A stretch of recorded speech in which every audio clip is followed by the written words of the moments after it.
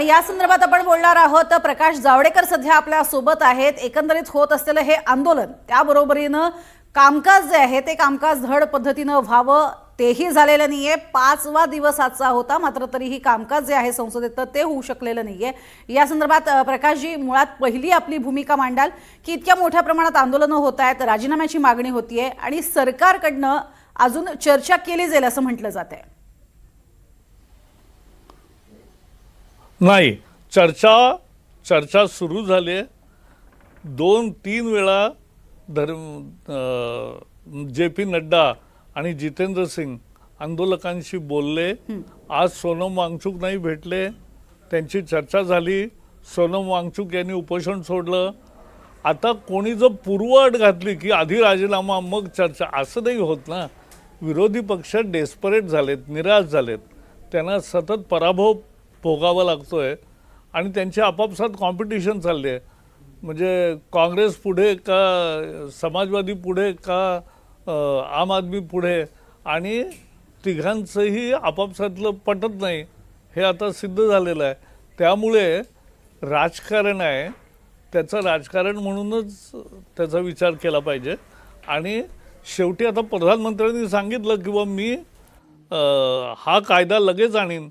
आज दुपारी बैठक आहे कॅबिनेटची आणि त्यामध्ये हा विषय चर्चेला येईल आणि त्याचा मसुदा फायनल होऊ शकतो. असं जर झालं आहे तर त्यामुळे एक फास्ट ट्रॅक कोर्ट आणि जास्त शिक्षा अशी तरतूद असणारी बिल पास झालं तर त्याचा निश्चित परिणाम होईल.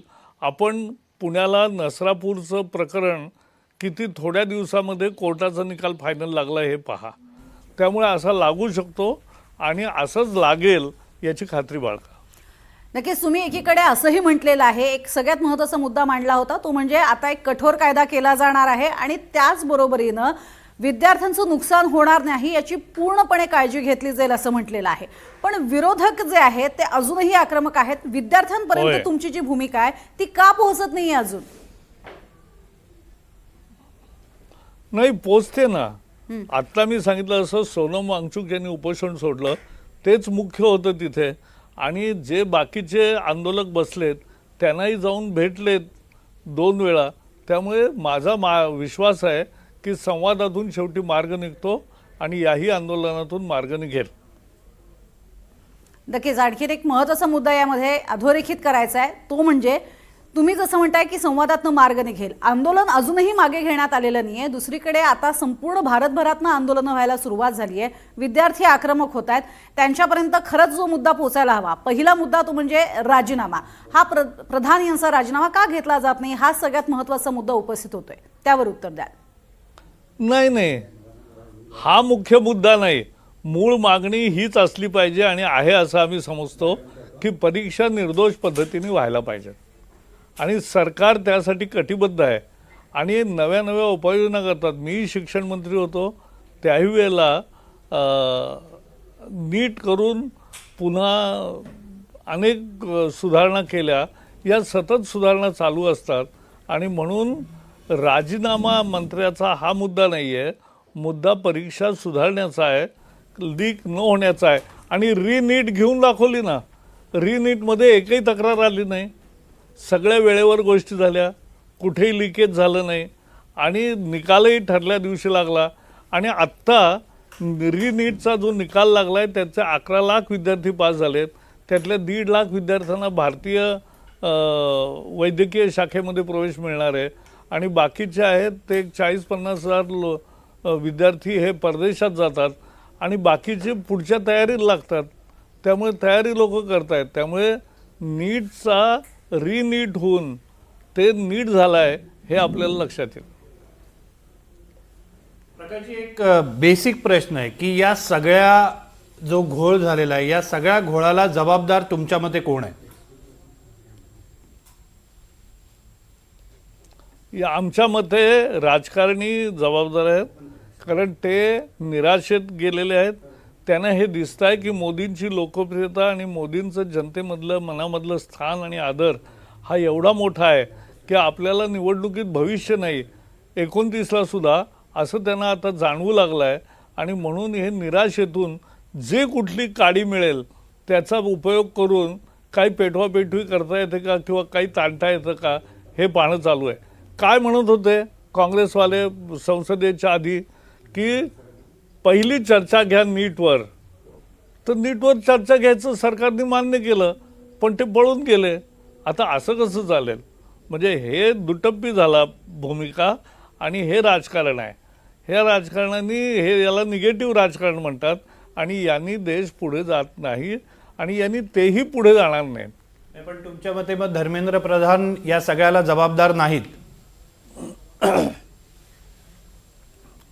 नाही असं नाही आहे. बघा, एक लक्षात घ्या, प्रमुख असतो त्याचं काम असतं हे करणं, पण एक कॅप्टन असला आणि त्या कॅप्टनचं टीमचा पराभव झाला तर लगेच कॅप्टन बदलला जात नाही. आपल्याला माहिती आहे खेळामध्ये सुद्धा. आणि पुढचा मुद्दा असा आहे की या संबंधीचा अंतिम निर्णय हे प्रधानमंत्र्यांचं हे प्रेरोगेटिव्ह असतं. त्यामुळे आत्ता राजीनाम्याचा मुद्दाच नाही. आत्ता मुद्दा एवढाच आहे की परीक्षा नीट व्हायला पाहिजे. आम्ही पॉझिटिव्ह घेतो की हे आंदोलन कशासाठी आहे? परीक्षा लीक प्रूफ व्हाव्यात, परीक्षा नीट पारदर्शी पद्धतीने व्हाव्यात, तर त्याच आणण्याचा हा प्रयत्न आहे. नाही, पण मग माझा पुन्हा तोच मुद्दा आहे की मंत्री जबाबदार नाहीत. एका अधिकाऱ्याची बदली होते, त्याच्याऐवजी दुसरा अधिकारी आणला जातो. अधिकारीच फक्त याला जबाबदार कधीपर्यंत ठरवलं जाणार? म्हणजे कुठे ना कुठेतरी जी भाजपची आतापर्यंतची रणनीती आहे, असं आहे, किंवा भाजपचे जे धोरण आहे, भाजपचे जे एक संस्कार आहेत, मिनिट, त्यानुसार एक मिनिट. एक नैतिकता असते. त्या नैतिकतेनुसार सांगतो ना. राजीनामा द्यावा अशी सातत्यानं मागणी भाजपकडनं पण या आधी पूर्वी केली गेलेली आहे. मग त्याच आधारे धर्मेंद्र प्रधान यांचा असं आहे. राजीनामा मागितला तर चूक काय? UPAच्या काळामध्ये काही मंत्र्यांचे राजीनामे झाले, आम्ही मागितले होते. पण मागितले होते त्याला पुरावे दिले की हे कसे जबाबदार आहेत. अश्विनी कुमार कायदा मंत्री होते, त्यांच्या रूममध्येच बसून CBIचा अहवाल बदलला जातोय हे जेव्हा लक्षात आलं आणि हे सत्य सिद्ध झालं त्यावेळेला त्यांना पाय उतार व्हावं लागलं. त्यामुळे मंत्र्याचा सहभाग त्यात असला हा महत्वाचा असतो. आणि त्याच मंत्र्यांना राजीनामे द्यावे लागले. ज्यांना अटक झाली, ज्यांना हे झालं, त्या मंत्र्यांना राजीनामे द्यावे लागले. आणि आम्ही त्यावेळेला मागणी केली पण पुरावेही दिले. बरं, प्रकाशजी, दोन पातळ्यांवर आंदोलन सुरू असल्याचं आपल्याला बघायला मिळतं. एक म्हणजे सोनम वांगचुक, अभिजित दिपके आणि विद्यार्थी, आणि दुसऱ्या पातळीवर राजकारणी या आंदोलनात उतरलेले आपल्याला बघायला मिळतात. राजकारणी आपण थोडंसं बाजूला ठेवूया, मात्र विद्यार्थी ज्या पद्धतीनं या आंदोलनात उतरलेले आहेत त्याची दखल सरकारला घेणं हे क्रमप्राप्त वाटत नाही का? नाही, घेतलीच आहे.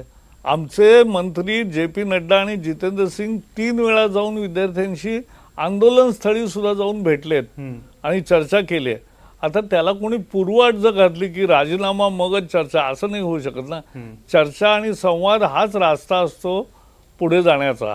आणि सगळ्यात महत्त्वाचं म्हणजे या राजकीय पक्षांचं जे आहे ते तर मी सांगितलं तसं डेस्परेशन आहे की आता जिंकत नाही आपण आणि 29ला जिंकणार नाही.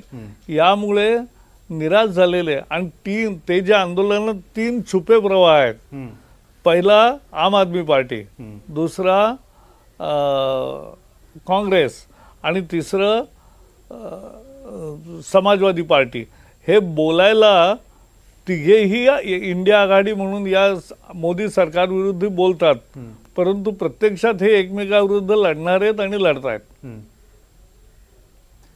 आज जर म्हणजे तुम्ही हे खातं भूषवलेलं असल्यामुळे मी तुम्हाला हा प्रश्न विचारतोय की आज जर तुम्ही या जागी असतात आणि तुमच्या विरोधात जर अशी परिस्थिती निर्माण झाली असती तर तुम्ही काय निर्णय घेतला असतात? नाही, याचं मुळात असं आहे, हा काल्पनिक प्रश्नाचं उत्तर देण्याला काही अर्थ नाही. त्यामुळे मी आत्ता पुण्यामध्ये आहे, आनंदी आहे आणि आपण चांगली चर्चा करतोय, हेच त्याचं उत्तर आहे. हे पुढे कुठपर्यंत आंदोलन जाईल असं वाटतंय? कारण याला अंत दिसत नाहीये सध्या तरी. कारण विद्यार्थ्यांच्या आंदोलनाला अजूनही चेहरा नाहीये. विरोधकांच्या आंदोलनाला जरी चेहरा असला किंवा त्यांची एक बाजू असली तरी विद्यार्थी जे आंदोलन करतात त्याला अजून चेहरा दिसत नाहीये. त्यामुळे चर्चा नेमकी कशी आणि कोणी करायची हा एक मुद्दा या ठिकाणी उपस्थित होऊ शकतो. नाही, त्यांनी त्यांचे प्रवक्ते पाठवले होते नड्डांकडेही आणि स्वतः CJPच्या नेत्यांशीही चर्चा आली.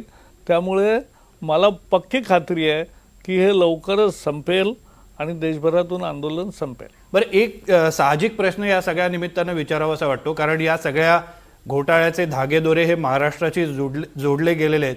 महाराष्ट्र आणि खास करून लातूरमधली जी क्लास संस्कृती आहे, ज्या ठिकाणी नीटची तयारी केली जाते, विद्यार्थी मोठ्या प्रमाणावर येतात, तिथूनही काही लोकांना अटक झालेली आहे. महाराष्ट्रातल्या अन्यही काही भागातनं लोकांना अटक झालेली आहे. ही जी क्लास संस्कृती आहे आणि या क्लास संस्कृतीच्या निमित्तानं हे जे काही पेव फुटलेलं आहे, याला आळा बसावा असं तुम्हाला प्रामाणिकपणे वाटतं का?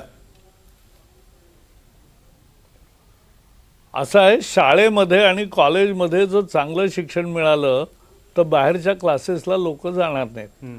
त्यामुळे शाळा आणि कॉलेजच्या शिक्षकांची आणि विद्यार्थ्यांची दोघांचीही जबाबदारी आहे आणि पालकांचीही जबाबदारी आहे. पालक क्लासचा आग्रह धरतात बरं, असं मला माझ्या पाहणीमध्ये लक्षात आलं आहे. आणि त्यामुळे मुलांचं सध्या आपण म्हणजे सकाळपासून रात्रीपर्यंत तो बिझीच राहील असं जी अवस्था केली आहे, ही निश्चित सामाजिक प्रश्नाचा मुद्दा आहे हा, आणि याच्याही विषयी योग्य जागृती होईल अशी मला खात्री आहे. बरं, क्लासच्या संस्कृतीमध्ये कुठेतरी या सगळ्या घोटाळ्याची मुळं दडलेली आहेत का? कारण ज्या पद्धतीनं गळे कापूस स्पर्धा नीट सारख्या हे पोलीस परीक्षांमध्ये सांगतील. सुरू झालेली आहेत, तर त्याचाच फायदा उचलून हे सगळे प्रकार चालू आहेत. आणि जे आरोपी पकडले गेलेले आहेत त्यांच्या विरोधात अजून अरे कठोर बाबा, कारवाई व्हायला पाहिजे का? पुन्हा तेच, जे लेटेस्ट नीट झाली त्याच्यामध्ये एकही तक्रार आली नाही. तुमच्याकडे आली का? नाही आली. कारण 22 लाख विद्यार्थ्यांनी परीक्षा दिल्या, 11 लाख त्यात पास झाले. तर हे आणि निर्दोषपणे परीक्षा झाल्या. हे आता लक्षात काय ठेवायचं, जुनं भूतकाळातलं का आत्ताचं? तर आत्ता जे झालाय तो महत्त्वाचा प्रयत्न आहे. आणि तो याचा अर्थ लीक प्रूफ परीक्षा प्रयत्न करून ठेवले की आपोआप, आणि तोपर्यंत अटकही झाली होती. आणि त्यामुळे हे थांबलाय आणि कडक शिक्षा झाली की हे पूर्ण संपेल. एक शेवटचा प्रश्न, एक मागणी आलेली आहे की नीटची परीक्षाच रद्द करा. प्रकाश आंबेडकरांनी ही मागणी केली आहे.